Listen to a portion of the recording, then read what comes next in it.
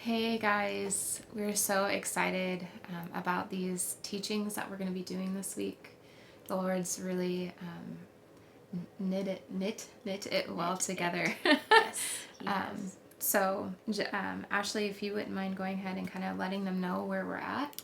Sure. And would you mind reading the passage? Absolutely. So we are in John chapter 8 today, and we're going to read about the woman caught in adultery. So we're going to start at chapter 8, verse 2. Early in the morning, he came again to the temple. We're talking about Jesus. All the people came to him, and he sat down and taught them. The scribes and the Pharisees brought a woman who had been caught in adultery, and placing her in the midst, they said to him, "Teacher, this woman has been caught in the act of adultery.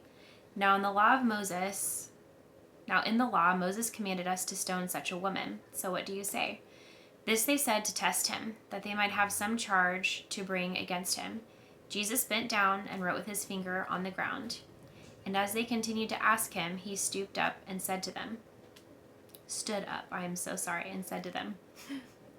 "Let him who is without sin among you be the first to throw a stone at her." And once more he bent down and wrote on the ground. But when they heard it, they went away one by one, beginning with the older ones, and Jesus was left alone with the woman standing before him. Jesus stood up and said to her, "Woman, where are they? Has no one condemned you?" She said, "No one, Lord." And Jesus said, "Neither do I condemn you. Go, and from now on, sin no more." So a couple of things really stand out to me at first. As you were reading, this woman was brought publicly in front of people, caught in the act, not accused, like, oh, we think she might have. She was caught in the act. So there's a lot of shame in that alone, but also brought publicly where it didn't have to be. And as you were reading, actually, the other thing that really stood out to me was this had nothing to do with her. They did this, again, to trap Jesus. And that's not really what we're talking about, but, like, my heart just kind of sank for her in that place. She's already doing things that she probably knows in her spirit isn't right. But then to be brought so publicly in front of people, to know, like, she was caught in the act of something very private anyway. The shame and the guilt that was heaped upon her. And then the most beautiful part is what Jesus did in response.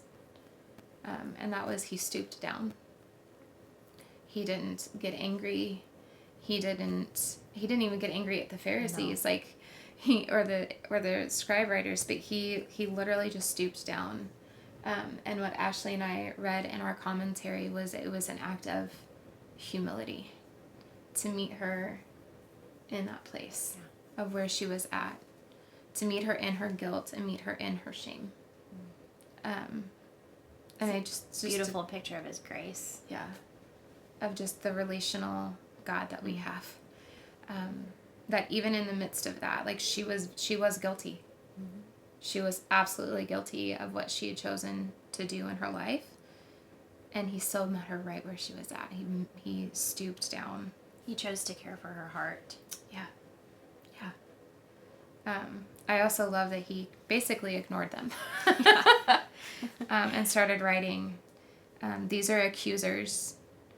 They're accusing her. Their heart is to still kill and destroy. Their heart is to... It's not in a good place at all. No.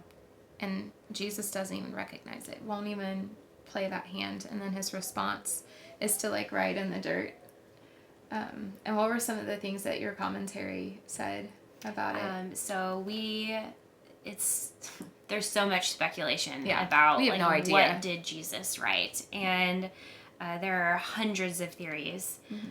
But what we found is he could have been writing the names of the accusers. He could have been writing sins that he was aware of those the accusers. He could have been writing. What was that? It was Exodus, wasn't it? No. No? I have it right here. Yeah. Sorry, guys. No. But I think it is great But he could have been writing Exodus 23:1, which says, "Do not put your hand with the wicked to be an unrighteous witness." And we know that the Pharisees were coming, and like Melissa said, this woman was brought publicly when she didn't have to be, basically to be used as a pawn to try to trap Jesus, which is awful. And Jesus, he knew what was going on. Yep. So that would have been a perfect passage for him to be writing on the ground, one that they would be very familiar with. So just that conviction. We don't know. We can speculate all day. I can't wait. I think that'll be one of the questions I ask when I get to sit with them.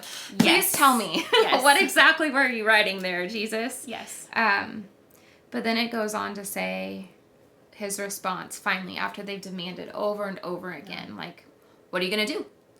Was, my version says, all right, this is Jesus responding to them, but let the one who has never sinned throw the first stone. And this like hit me so hard because it says like they start slowly like, oh, well, we can't throw the first stone, but the one person that could was Jesus. He was the one person there without sin. He was the one that actually could have picked up the stone and stoned that woman. Because again, she was guilty of adultery. And yet he chose not to. And yet he chose to ask her, well, where are your accusers? Did not one even condemn you? And she says, no, Lord. And he says, neither do I. So go and sin no more. So Jesus meets her where she's at. He comes down to her level. And he shows her grace and mercy and compassion. But yet, he doesn't condemn her. But he also tells her, go and sin no more. Because Jesus knows what sin does to our relationship with him. And that's separation.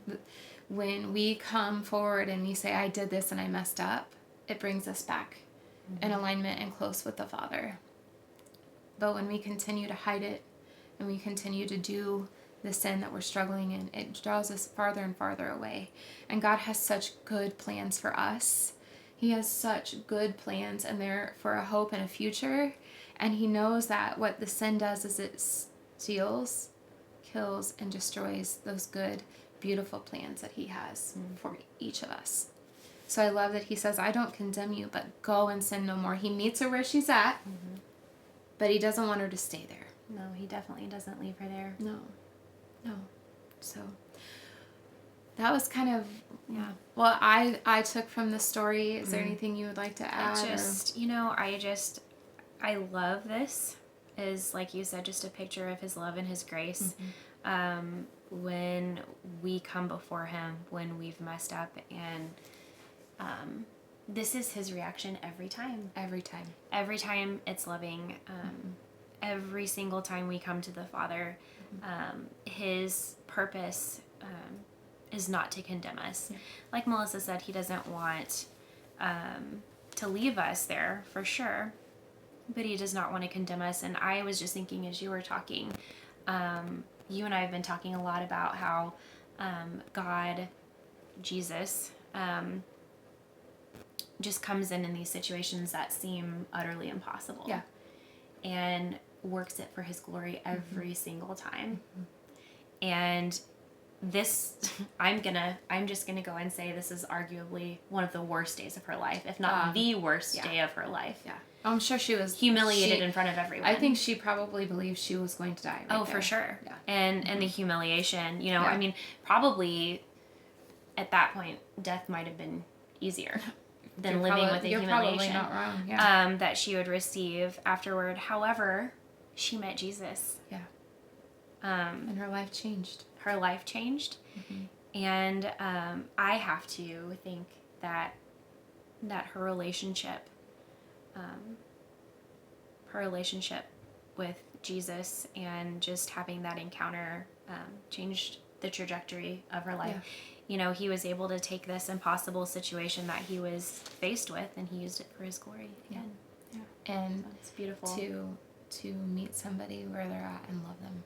Something you said too, just about like his response to her, and his response to us whenever we mess up. It's never condemnation. It's never, oh, you fool, or I can't believe you did this, or, you know, Lord only knows, honestly, like the things that she was called in this place, or had been called in the past, and made that was made her identity for so long.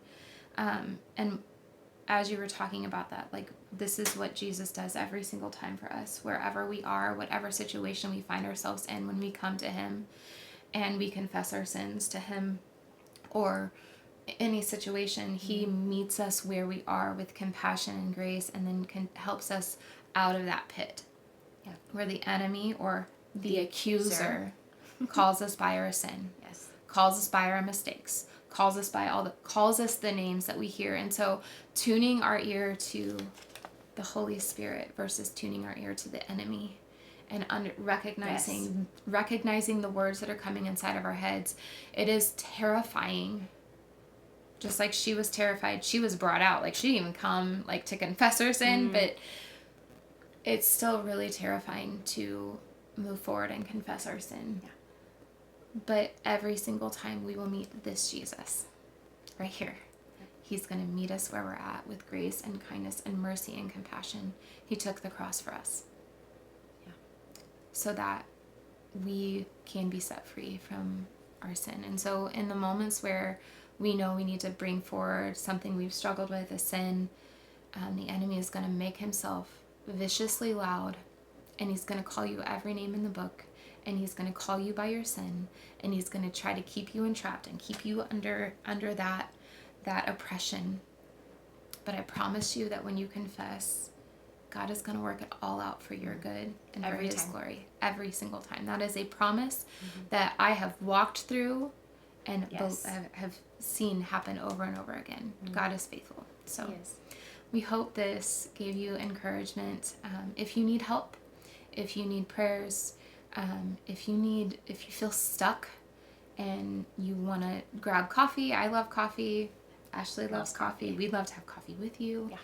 If you're not local, we would love to talk with you. We also have great resources. So if you need help with anything, we're here for you. Always. We love you. God bless you.